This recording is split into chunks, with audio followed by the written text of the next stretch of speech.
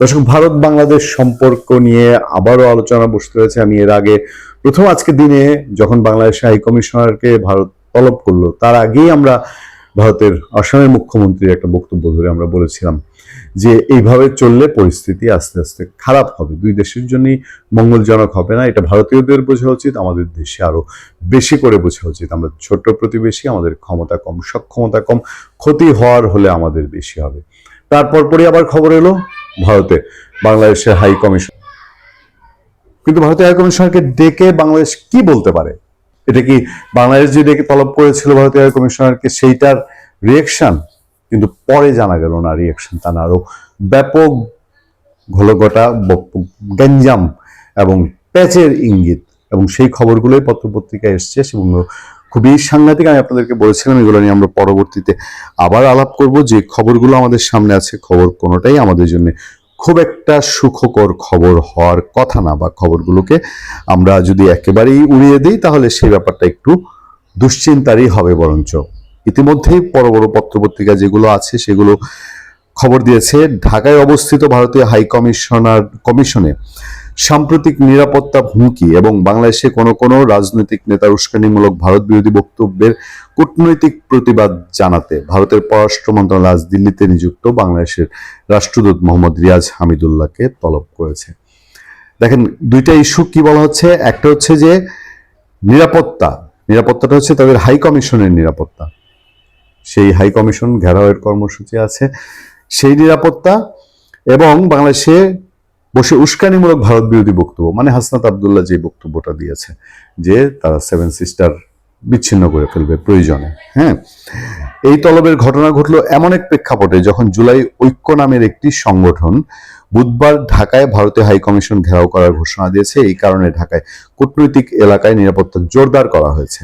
ভারতের পররাষ্ট্র মন্ত্রণালয় জানিয়েছে বাংলাদেশে ক্রমশ অবনতির দিকে যাওয়া নিরাপত্তা পরিস্থিতি নিয়ে ভারতের গভীর উদ্বেগের কথা হাই কমিশনার হামিদুল্লাহকে অবহিত করেছে। যদিও বাংলাদেশের নিরাপত্তা পরিস্থিতি উদ্বেগজনক নয়, বাংলাদেশের নিরাপত্তা পরিস্থিতি ক্রমশ অবনতিশীল নয়, এটা সরকারের বিভিন্ন সেক্টরের দায়িত্বশীল ব্যক্তিরা বলে আসছেন। বলছেন সরকারের স্বরাষ্ট্র উপদেষ্টা, বলছেন প্রধান নির্বাচন কমিশনার যে বাংলাদেশের নিরাপত্তা পরিস্থিতি ভালো আছে, অবনতিশীল না।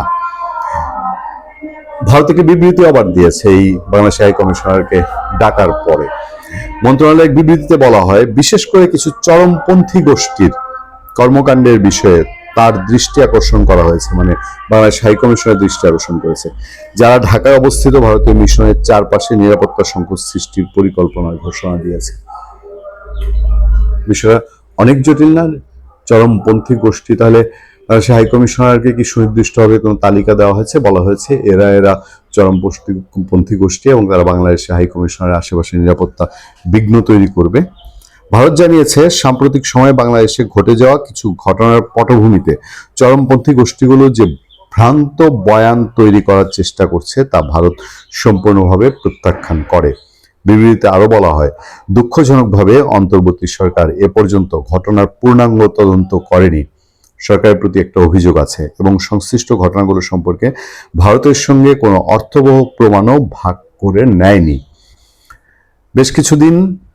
গত বেশ কিছুদিন ধরেই ভারত ও বাংলাদেশ সরকারের মধ্যে বিবৃতির যুদ্ধ চলছে। তারা একে অন্যের রাষ্ট্রদূতকেও হরহামেশাই তলব করে নানা ইস্যুতে প্রতিবাদ জানাচ্ছে। ফলে এই কথা বলার অপেক্ষাই রাখে না যে ভারতের এখনকার যে বক্তব্য, এই বক্তব্যের প্রেক্ষিতে নিশ্চয়ই বাংলাদেশ সরকারও একটু বক্তব্য দিবে। খুব গুরুত্বের সাথে বিবেচনা করা যায় না যে যেখানে ভারত বলছে চরমপন্থী গোষ্ঠী এখানে তাদের বিরুদ্ধে কাজ করছে, নাম্বার ওয়ান। নাম্বার টু হচ্ছে বাংলাদেশের আইন শৃঙ্খলা পরিস্থিতির চরম অবনতি, যেটা প্রতিবেশীর ক্ষেত্রে ঘটলে ভারতের উপর এটার এফেক্ট হবেই, যে কোনোভাবেই বলেন এটার এফেক্ট হবে, সেটা নিয়ে ভারত চিন্তিত।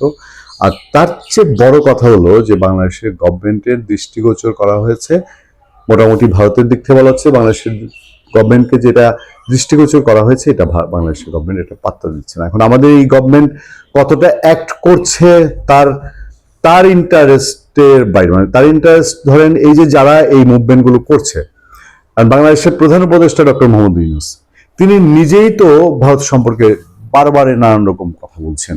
তিনি একদম কখনো ডিরেক্ট কখনো ইনডিরেক্ট তিনি ভারত সম্পর্কে অভিযোগ করছেন, ভারতেই করছে, সেই করছে। আজকে থেকে না, তিনি শপথ নিতে যখন এসেছিলেন আগস্ট মাসের 8 তারিখে, তার আগে তিনি ফ্রান্স থেকে উড়াল দিতে দিতেই তিনি ভারত নিয়ে কথা বলেছিলেন। এবং তার সরকারের সময় বাংলাদেশে ভারতের একেবারে আজীবন শত্রু, চিরশত্রু, সারা পৃথিবীতে স্বীকৃত শত্রু পাকিস্তান। সেই পাকিস্তানের ডাকসাইটে মানুষজন এখানে আসা যাওয়া করেছে।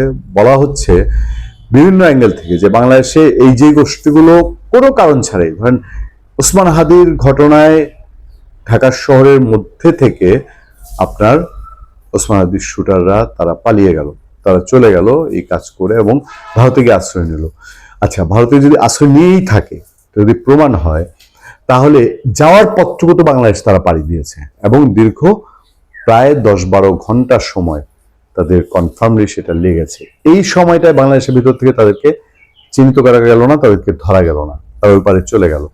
আমাদের যে ব্যর্থতা আছে সেই ব্যর্থতাটাও কি ঢাকা পড়ে যায় না এখন? শুধুমাত্র যদি ভারতে গিয়ে এখন রাজার হলে বসে থাকে, তাহলে তাকে এইটুকু বলার মধ্যে দিয়ে আমাদের নিজেদের ব্যর্থতা আড়াল হয়ে যাচ্ছে। এই সবকিছু মিলিয়ে সরকার যদি রিয়েক্ট না করে এবং সরকার যদি মনে করে যারা এই কাজগুলো করছে তাদেরকে তারা যেভাবে করে যাচ্ছে সেভাবে, এই যে ভারতের কর্মসূচি ঘোষণা করা হয়েছে, এটা নিয়ে জল এখন ঘোলা হয়ে গেল, এটার মূল্য আসলে কাকে দিতে হবে?